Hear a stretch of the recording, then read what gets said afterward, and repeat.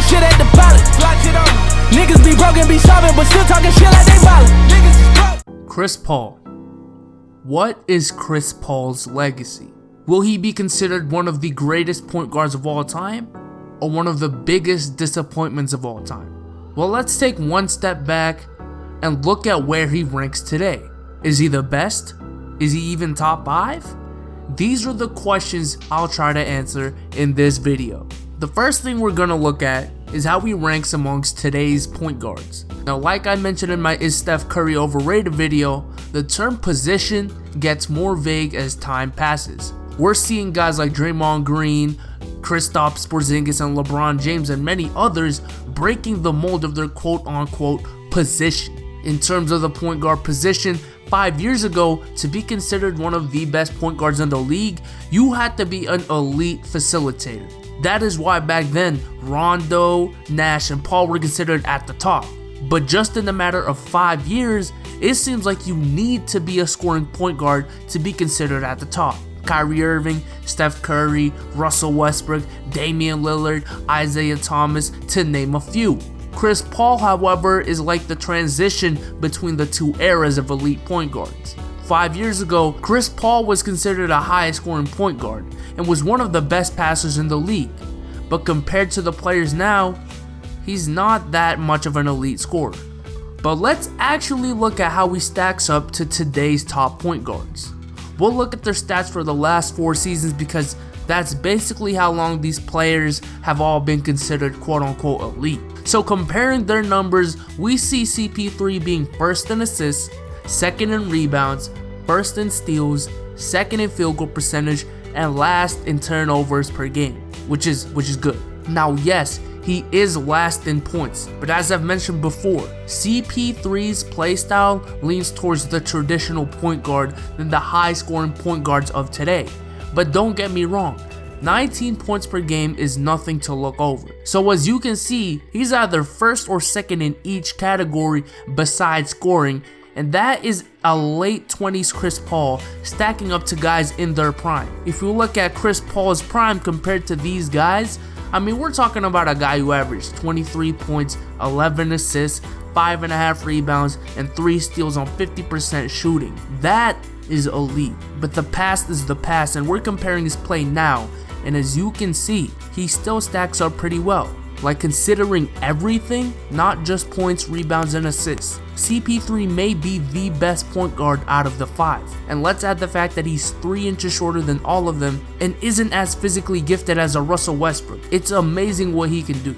But why do we get this notion that Chris Paul is overrated? Well, it's pretty simple. His stats and his play do not turn into wins. Not in the sense of regular season wins, because we all know that the Clippers have been near the top of the West ever since he came. But in the playoffs, things start to change. Statistically, he actually does better as his points and his field goal percentage does go up quite a bit without affecting the other stats that much. But considering his role as the leader of the team, there are things that his team has done that you can't help but put blame on Chris Paul for letting it happen. For example, in 2012, the Clippers went up against the Spurs and were swept. Yes, it is the Spurs, but with the talent you're surrounded with combined with your own, you should not only score 6 points in game 1, then score 10 points in game 2 along with 8 turnovers, and then lose 2 more games at home. And then in 2013, the Clippers were going up against the Memphis Grizzlies and had a 2-0 lead. However, those 2 wins were the last 2 wins of the season for the Clippers, as the Grizzlies would go on to win 4 straight games. Now, yes, he was being defended by Tony Allen, but when you're Chris Paul, you should at least win 1 of the next 4 games, especially with the talent you're surrounded with. And then in 2014, specifically game 5, Chris Paul had 2 turnovers and 1 foul on a Russell Westbrook 3 in a matter of 18 seconds that led to a loss in a pivotal game 5 when they had a 7-point lead with 50 seconds remaining. And then in 2015, of course we know what happened. This was the original blew a 3-1 lead meme of the 2010s. Like, come on fam, that was embarrassing. Granted, last year the Clippers were looking like a threat to the Warriors, but they've been a threat to every team, and they've never delivered. Again, not pointing all fingers at Chris Paul since it is a team game and I've seen numerous times where Blake Griffin hasn't shown up. But when you're Chris Paul and you're considered arguably the best point guard in the league, you have to show up and make up for the play of a choking Blake Griffin. Like for the Trailblazers, if the rest of the team has an off night, you can still count on Lillard to put up numbers and keep them in the game. The same goes for Westbrook. The same goes for Curry. Well, that's debatable. But it seems like for Chris Paul, when the whole team has an off night, he has an off night. Now then again, you might look at this saying the Clippers' success depend on Chris Paul, because there aren't a lot of players on that team that can play the way they do without Chris Paul. But then again, if we're attaching the Clippers' success to CP3's name, we also have to attach their failures to him as well. Again, the stats prove that in the playoffs, he is still one of the best guards in the league, arguably the best. The things he does for his team is insane, as I've seen Chris Paul needing to guard a 6'10 Durant and relatively succeed at doing so. But when it matters the most, it seems that his play is just never enough. Like it's close to being enough, but it never goes over to being enough, which is why he's never made it out of the second round. Never. Now with that being said, where does Chris Paul actually rank amongst the top NBA point guards? I say you can't put him over Westbrook and Curry because of the success and the numbers those two have had in the past 3 to 4 years. As much as you want to say Westbrook is a ball hog, as much as you want to say Curry blew a 3-1 lead, I've seen those two perform in more big games than I've seen Chris Paul. But at the same time, you really can't put his name below a guy like Damian Lillard or Kyrie Irving.